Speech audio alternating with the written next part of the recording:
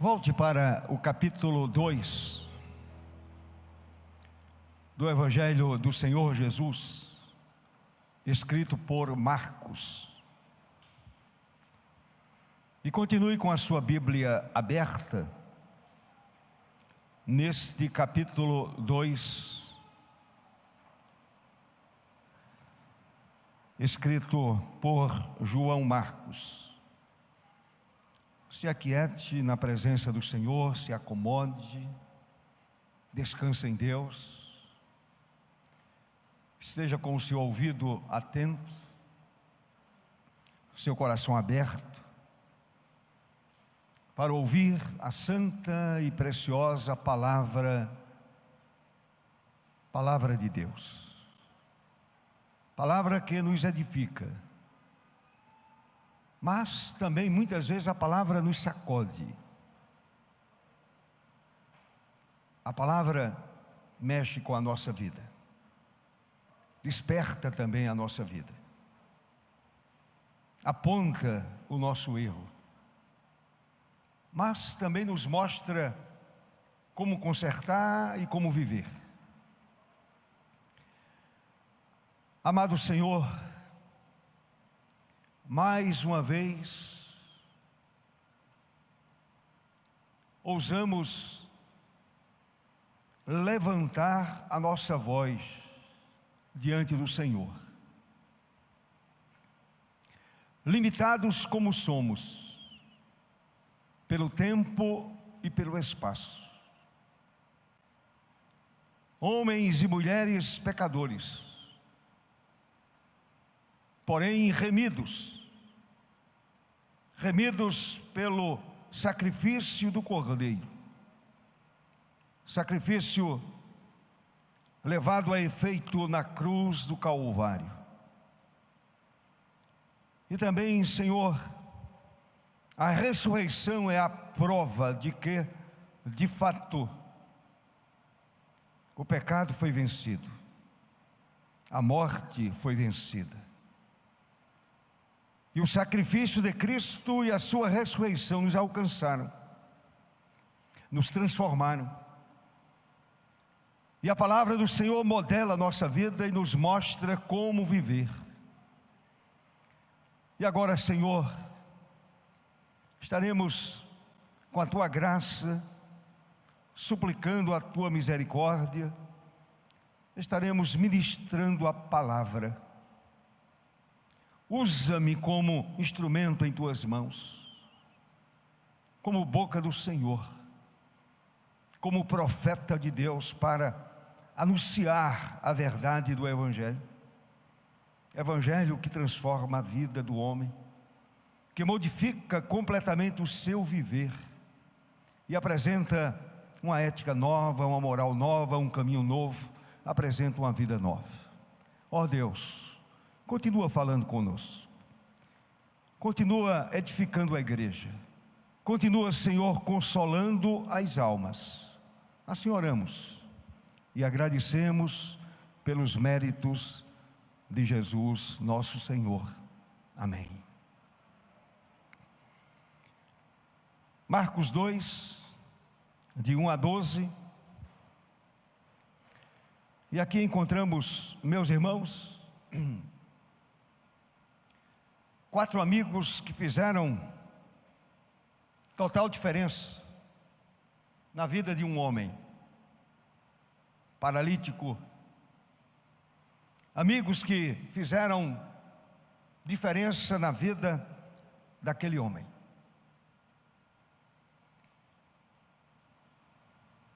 Amigo é aquele que está ao nosso lado nos dias das aflições, no momento da tormenta. Mas amigo é aquele que também está ao nosso lado nos dias prósperos, nos dias bons, nos dias alegres, felizes.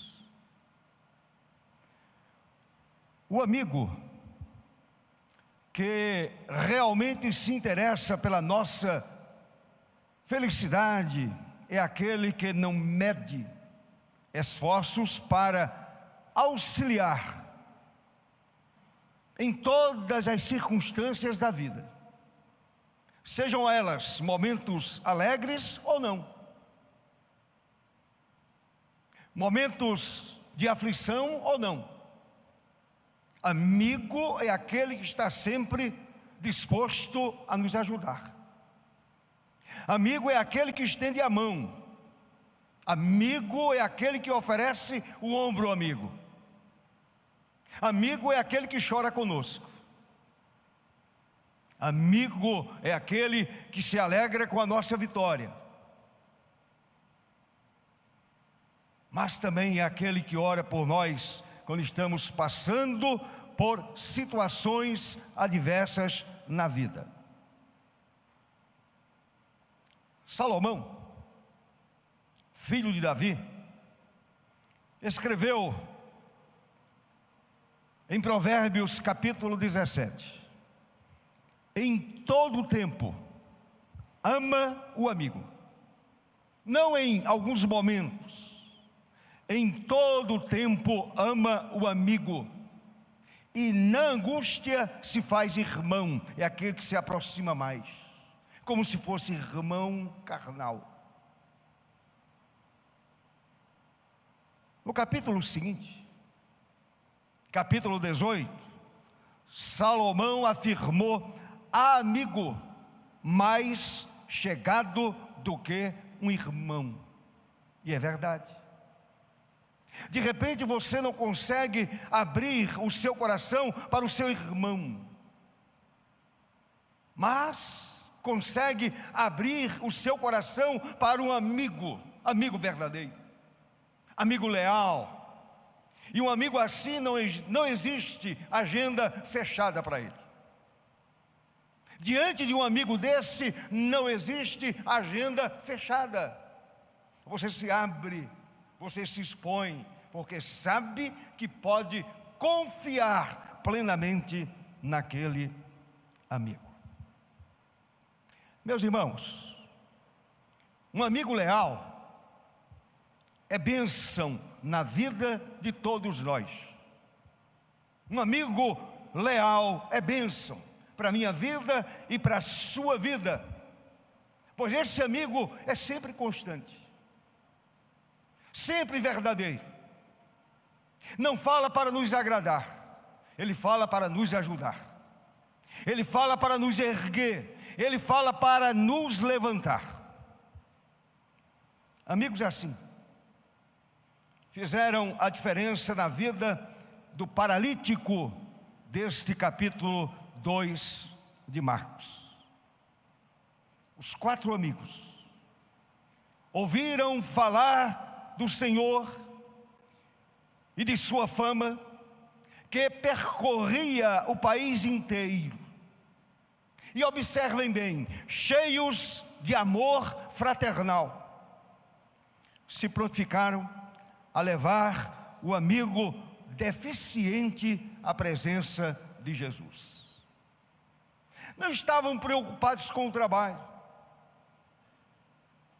com o esforço físico. Eles resolveram levar aquele amigo paralítico até a presença de Jesus. Apenas para contextualizar,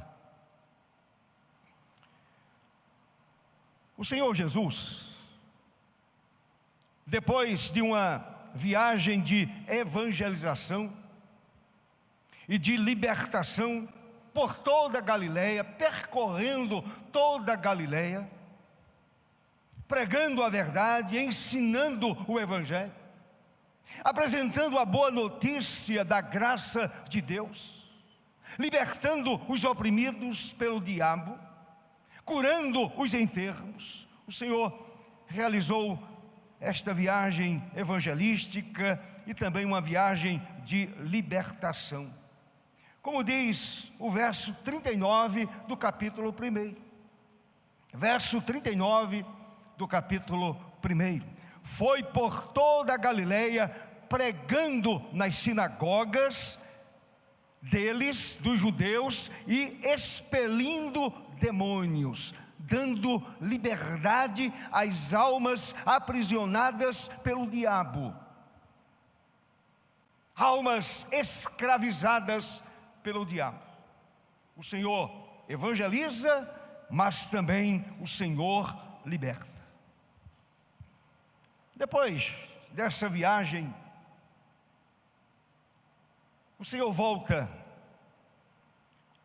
a Cafarnaum. Jesus está de volta em Cafarnaum, cidade que, segundo alguns estudiosos, essa cidade se tornou seu quartel-general. E alguns afirmam que o Senhor se hospedava sempre na casa de Pedro. Provavelmente era a casa de Pedro. Olhe para o verso 1.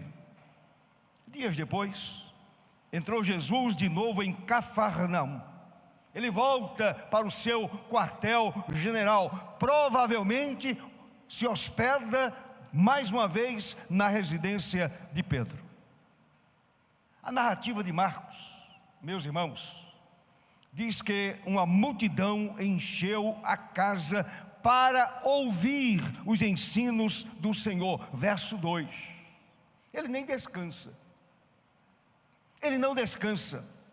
O verso 1 diz: e logo correu que ele estava em casa. Todo mundo comentou que Jesus, o Nazareno, estava de volta à casa de Pedro. E aquele povo corre para aquela casa, para ouvir os ensinamentos do amado Mestre. Verso 2: muitos afluíram para ali, tantos que nem mesmo junto à porta eles achavam lugar. E o Senhor não perdeu tempo. O verso 2, a parte final diz: e anunciava-lhes a palavra, anunciava-lhes o evangelho, apresentava a verdade, mostrava o caminho. O Senhor não perdia tempo. De repente, um fato inusitado acontece. Um fato novo acontece.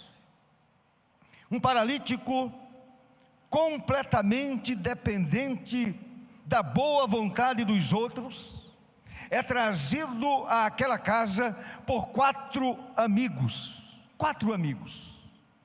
Amigos interessados pela sua felicidade, pela sua cura, pela sua libertação daquela cama que o aprisionava. Um homem paralítico.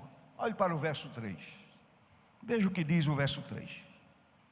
Alguns foram ter com ele, conduzindo um paralítico levado por 4 homens.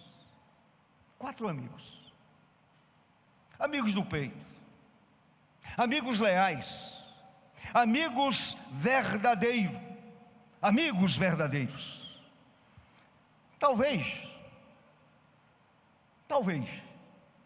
o texto não diz, o texto não afirma, talvez alguns familiares estivessem acompanhando os 4 amigos. Nos dará a entender o verso 2, muitos afluíram para ali, tantos que nem mesmo junto à porta eles achavam lugar, e anunciava-lhes a palavra. Verso 3, foram ter com ele, conduzido um paralítico levado por 4 homens. Não somente o 4, homens amigos estavam levando o paralítico, havia outras pessoas. Quem sabe alguns familiares. Alguns familiares, o texto não diz, a palavra não diz, talvez outros amigos, talvez até curiosos,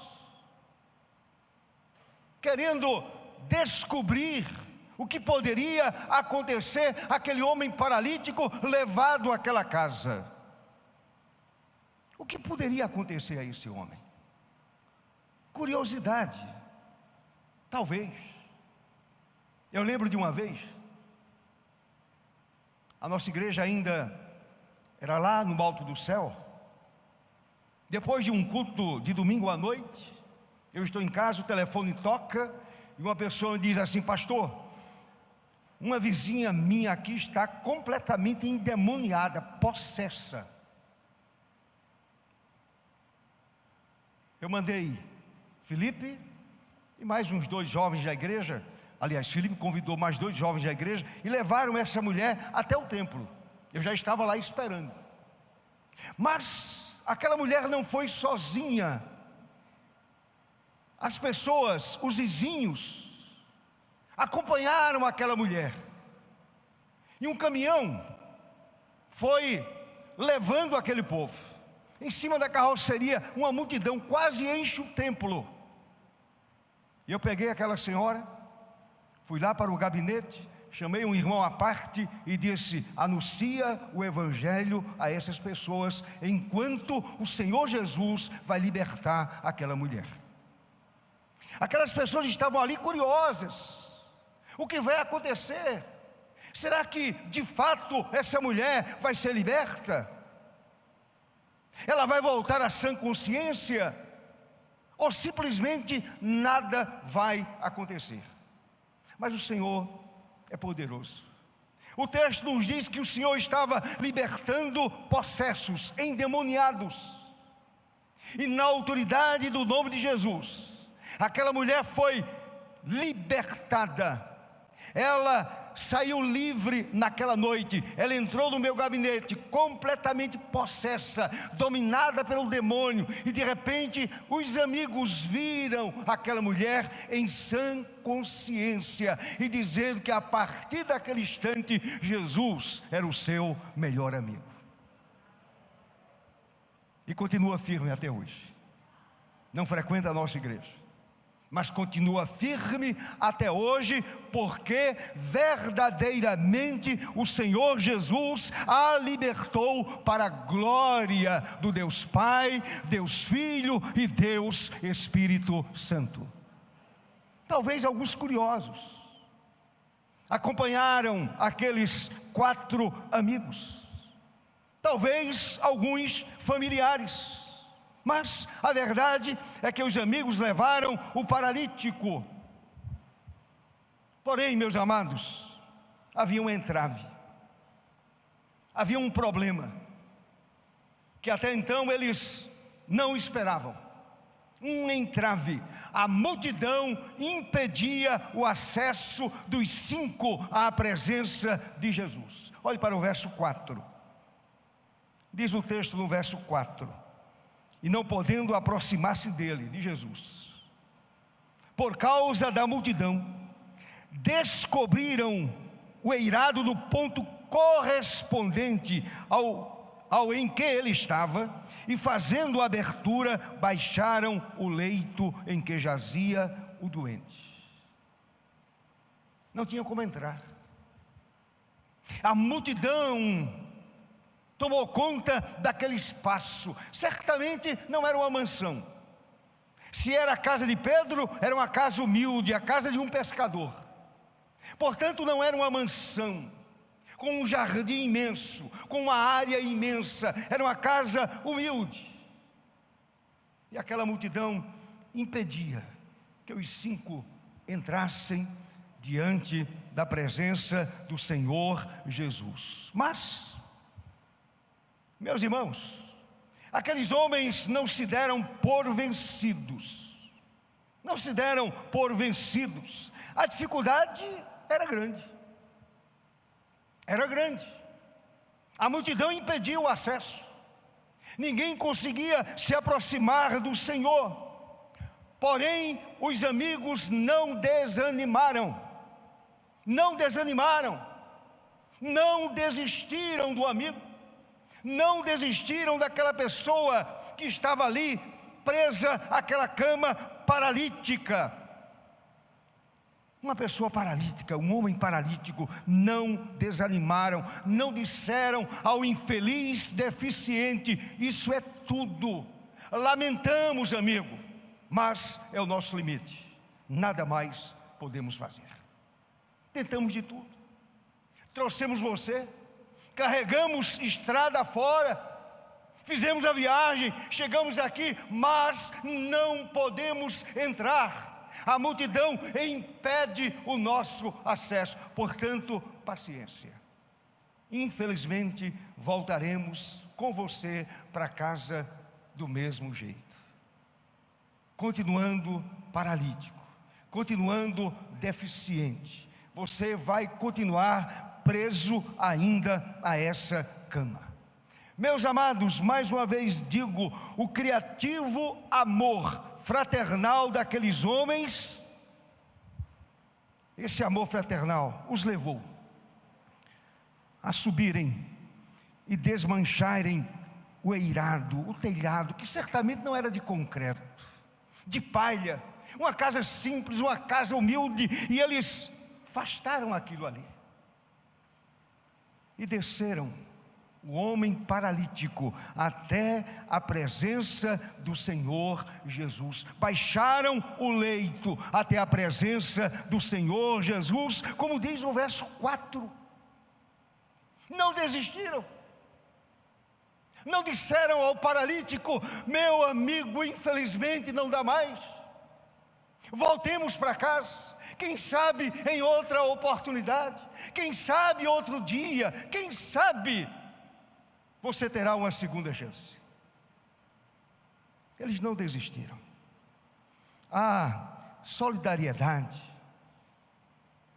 amor, o amor daqueles homens, persistência, também foi persistência e fé dos amigos fizeram diferença na vida daquele homem paralítico.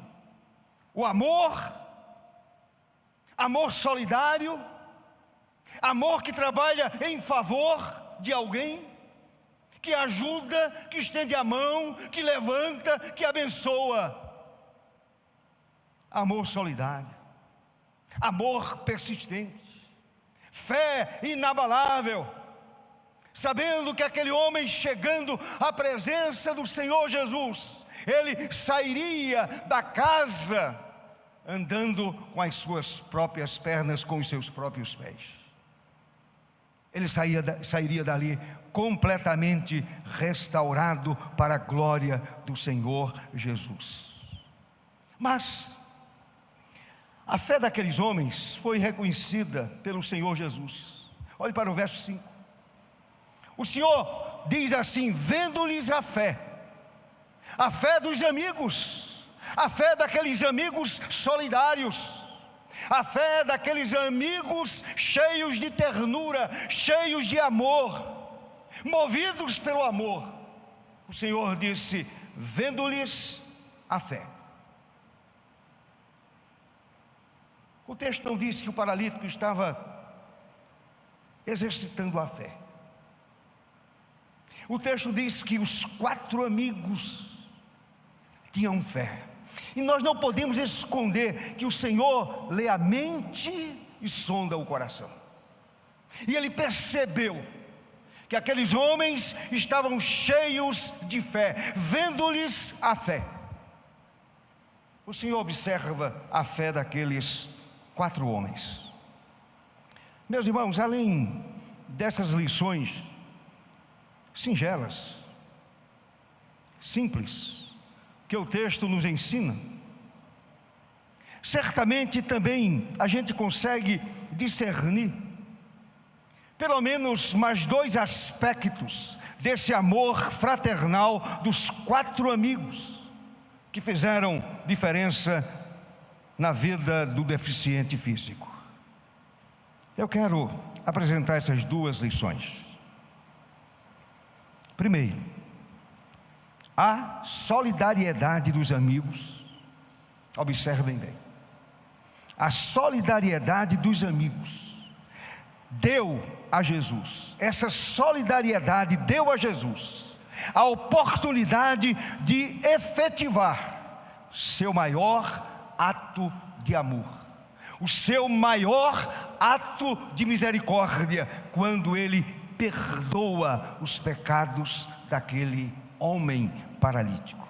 Quando o Senhor exerce a sua autoridade para perdoar pecados, para perdoar os pecados daquele homem. Se você olhar para o verso 5,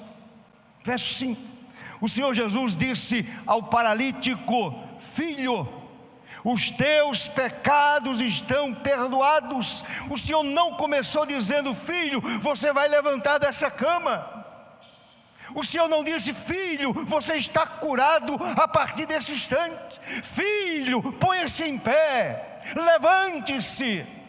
O Senhor começa dizendo: filho, os teus pecados estão perdoados.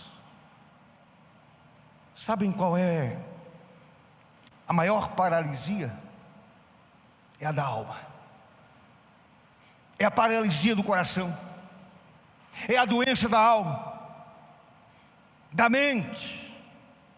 Essa é a maior paralisia. Por esta razão, Jesus diz: filho, os teus pecados estão perdoados. Deixe-me dizer uma coisa a vocês, meus irmãos. A causa de todas as tragédias na vida dos seres humanos é o pecado.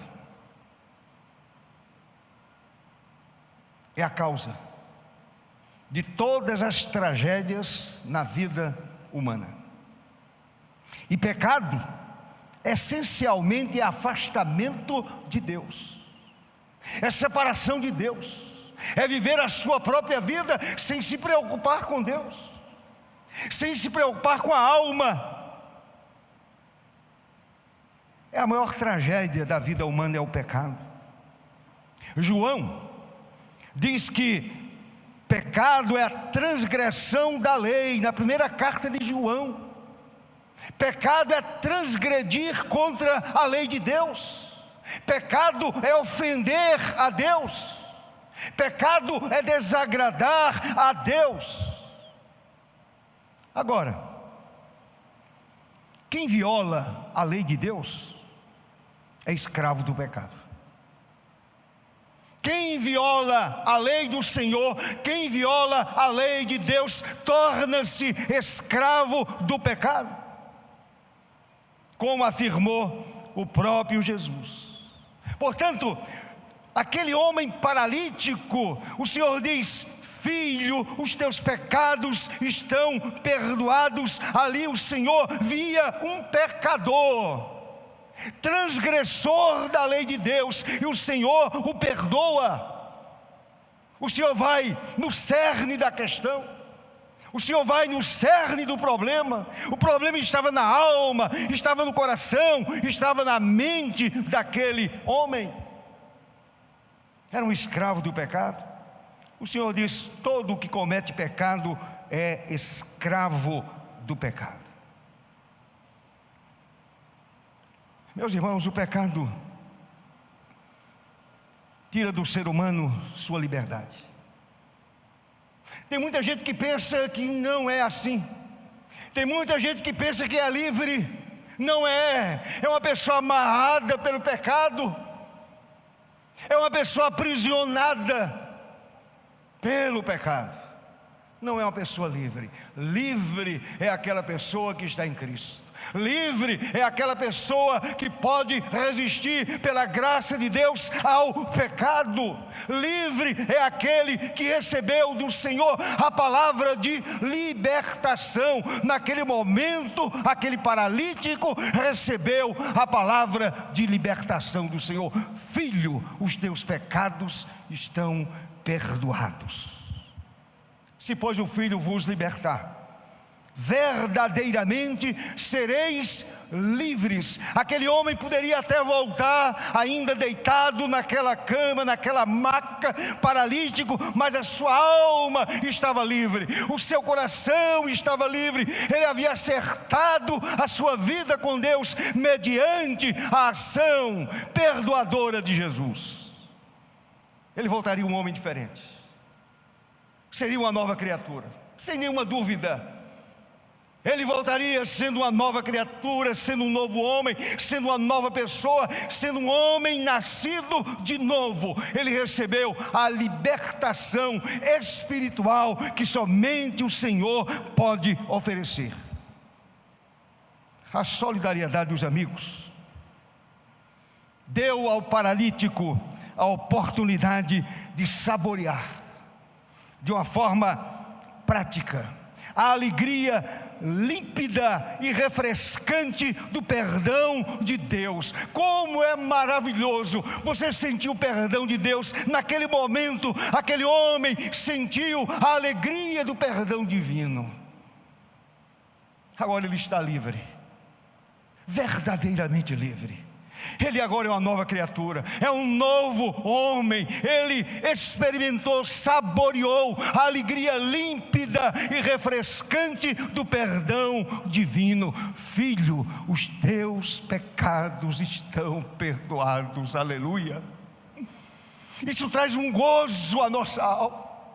Ah, meus irmãos, esta é a experiência de todo aquele que se encontra com Jesus. Há muitos anos atrás,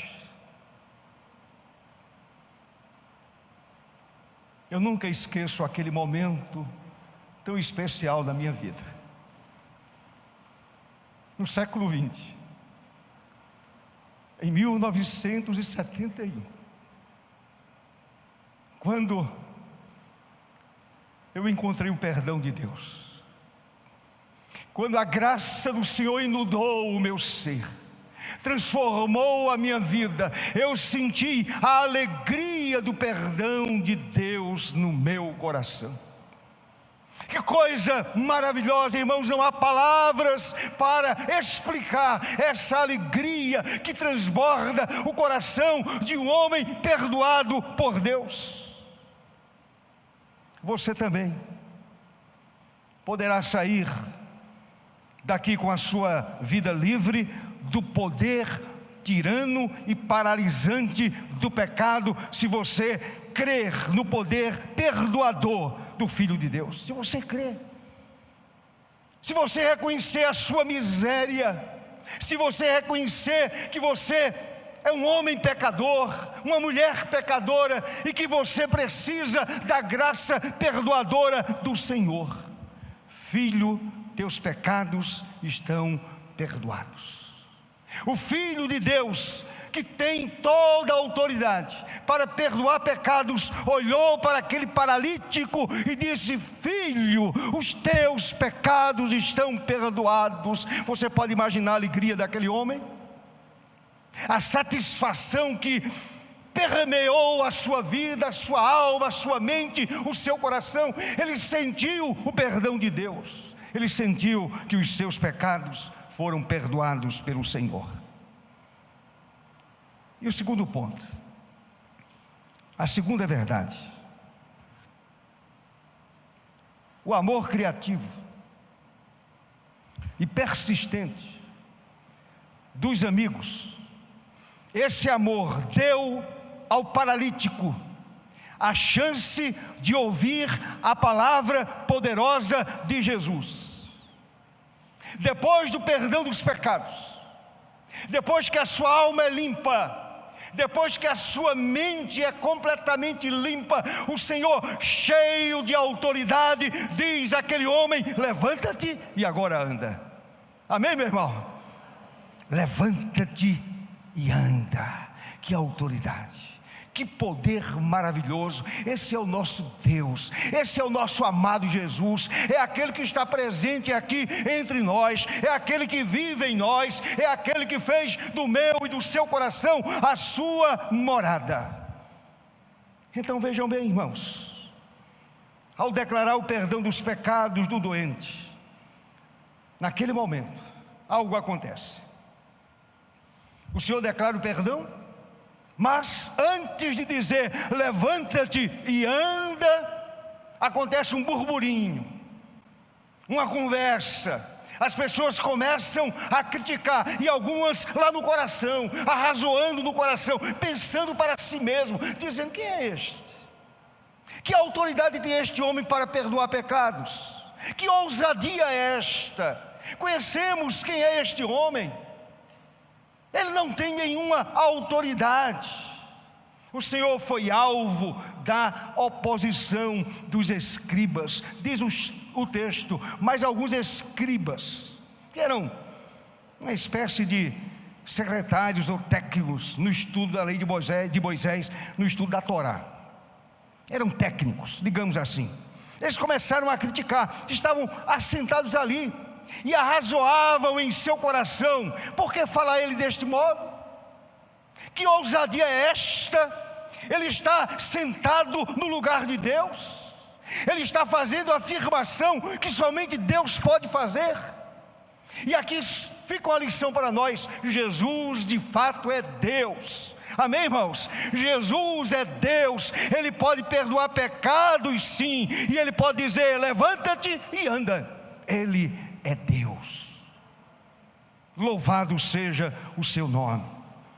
E ali arrazoavam em seu coração: por que falar ele deste modo? Isto é blasfêmia. Esse homem está assumindo o lugar de Deus, ele está na posição de Deus, ele está querendo tomar o lugar de Deus, ele está fazendo o mesmo jogo do inimigo, de Satanás. Ele quer assumir o trono de Deus. Isto é blasfêmia. Quem pode perdoar pecados senão um, que é Deus? Só que eles estavam ali diante daquele que era verdadeiro homem e verdadeiro Deus, o Verbo que se fez carne, o Filho do eterno Deus. Então eles poderiam dizer: esse homem está mentindo, esse homem enlouqueceu, pois a prerrogativa de perdoar pecado pertence exclusivamente a Deus. Como Jesus é Deus, ele conseguiu discernir também os pensamentos íntimos dos escribas. Eles estavam arrazoando dentro do coração: quem é este homem? Ele está mentindo, não é prerrogativa dele. Perdão para os pecados é prerrogativa de Deus. O Senhor consegue ler o pensamento, o Senhor consegue sondar o coração daqueles escribas. E o Senhor diz, do verso 8 até o verso 11, olhe para o texto sagrado, verso 8 até o verso 11. E Jesus, percebendo logo por seu espírito que eles assim arrazoavam, disse-lhes: por que arrazoais sobre estas coisas em vosso coração? Qual é mais fácil? Dizer ao paralítico: estão perdoados os teus pecados? Seria mais fácil. Se Jesus não fosse Deus, estivesse ali mentindo, disfarçando e dizendo: homem, teus pecados estão perdoados, você está livre dos seus pecados. Se ele não fosse Deus, o homem voltaria para casa ainda chagado pelo pecado. Mas Jesus é Deus, e ele diz: qual é mais fácil? Dizer ao paralítico: estão perdoados os teus pecados? Se fosse apenas retórica. Ou dizer: levanta-te, toma o teu leito e anda. Ora, verso 10: para que saibais que o Filho do Homem tem sobre a terra autoridade para perdoar pecados, disse agora ao paralítico: filho, sai desta cama, levanta-te e anda. Louvado seja o nome de Jesus para sempre.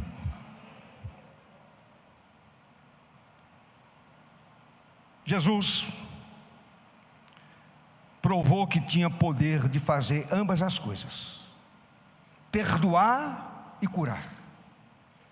Perdoar o pecado do homem e curar a sua enfermidade física. Agora preste atenção, meu irmão.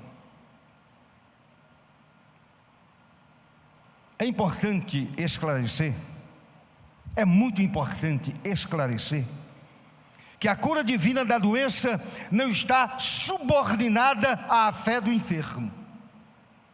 Não está subordinada à fé do enfermo, mas à vontade de Deus, à vontade divina.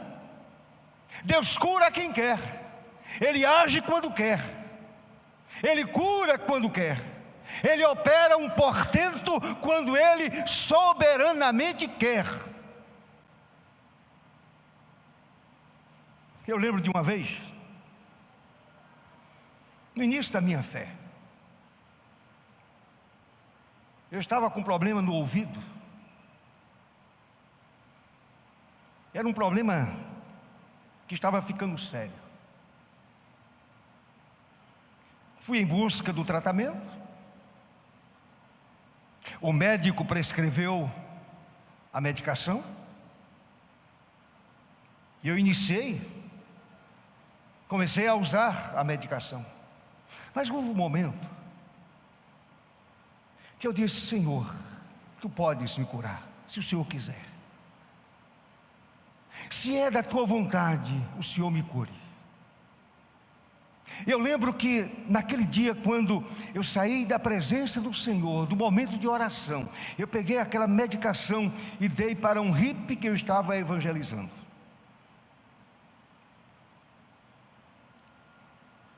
E nunca mais na minha vida senti mais nada no meu ouvido. O Senhor tem autoridade para curar a enfermidade física. Ele tem autoridade para perdoar os pecados do homem. Ele tem autoridade para dizer: levanta-te e anda, toma o teu leito e anda, louvado seja Deus para sempre. Meus irmãos, volto a repetir. O texto não menciona a fé do enfermo, e sim a fé dos persistentes amigos, vendo-lhes a fé. Aquele que foi trazido, carregado por 4 homens, agora podia sair daquela casa usando os próprios pés, diante da multidão perplexa. A multidão ficou perplexa. Se você olhar para o verso 12, jamais vimos coisa assim. Um homem paralítico, e ele sai caminhando normalmente. É um milagre de Deus, é um portento da parte do Senhor. Glória a Deus. Jamais vimos coisas assim. O verso 12 ainda diz: então ele se levantou e no mesmo instante, tomando o leito, retirou-se à vista de todos, a ponto de se admirarem todos e darem glória a Deus. Esse homem não é um enganador, não é um mentiroso, não é um farsante. Este homem é, na verdade, o Filho de Deus. Glória a Deus. Jamais vimos coisa assim. Meus irmãos, a palavra diz lá em Êxodo 15, 26, e nós cremos que o Senhor é o Senhor que nos cura. Ele cura, continua curando a nossa alma. Ele curou a alma daquele homem, curou a sua doença, a sua enfermidade física. Quem sabe você também sairá deste templo. Você que me acompanha remotamente também, em casa. Quem sabe se nesse momento o Senhor não está agindo em sua alma, no seu coração, perdoando os seus pecados, trazendo alívio para a sua alma, trazendo refrigério para o seu coração. Quem sabe você está sofrendo de uma enfermidade física e nesse momento, segundo a vontade soberana do Senhor, Ele vai tocar em sua vida e libertar você dessa prisão da enfermidade. Ele pode. Não há limitação para Deus. Ele é o Deus do impossível. Então, meus irmãos, creio de todo o coração que Jesus, nosso Senhor, cura qualquer enfermidade física. Eu creio nisso. Eu creio. Eu não apenas narro os fatos milagrosos feitos por Jesus, eu creio que ainda hoje, segundo a vontade do Senhor, Ele pode curar qualquer enfermidade. Um paciente terminal, o Senhor pode estender a sua mão e curá-lo, e aquele homem sair daquele hospital completamente curado, para o louvor de Deus, para a glória do Senhor nosso Deus. Mas deixe-me dizer uma coisa: a maior deformidade do homem está na sua interioridade. É o maior problema do homem, e está no seu coração, está na sua interioridade, por causa do seu pecado. E consequentemente, somente a palavra cheia de autoridade do Senhor Jesus é capaz de libertar o homem do cativeiro, do pecado e das amarras do diabo. Somente a palavra autorizada de Jesus. E eu concluo dizendo, concluindo esta palavra, um fato me chama a nossa atenção. Vou repetir. O paralítico se levantou e no mesmo instante, tomando o leito, retirou-se à vista de todos. A cama que foi a sua prisão durante muito tempo é agora carregada por ele. Aquela cama que o aprisionou durante tantos e tantos anos, agora aquele homem carrega de volta essa cama. O homem que chegara à presença de Jesus, carregado, inválido no corpo e na alma, no corpo e na alma, na interioridade, sai daquela casa perdoado, curado e deixando todos admirados, dando glória a Deus. Os 4 amigos,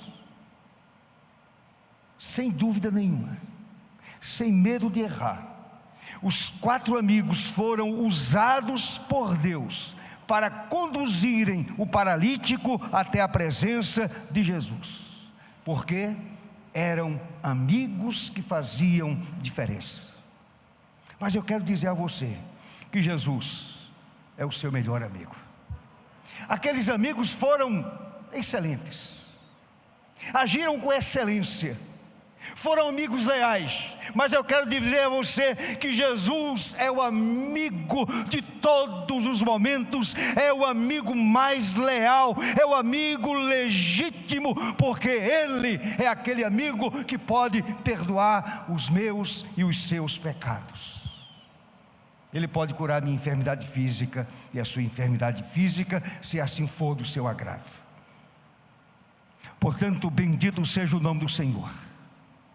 E quando Jesus entra numa vida, Ele faz toda a diferença do mundo. Aquele homem certamente nunca mais foi o mesmo. Ele recebeu o perdão, ele recebeu a vida e ele recebeu de volta a capacidade de andar. Se já nasceu paralítico, aquele homem nunca havia experimentado o prazer de caminhar pela rua, o prazer de olhar para a natureza caminhando e olhando aquilo que Deus criou. Ele vivia preso a uma cama, agora ele sai dali completamente livre na alma e no físico. Bendito seja o Senhor para todo o sempre. Aleluia, amém.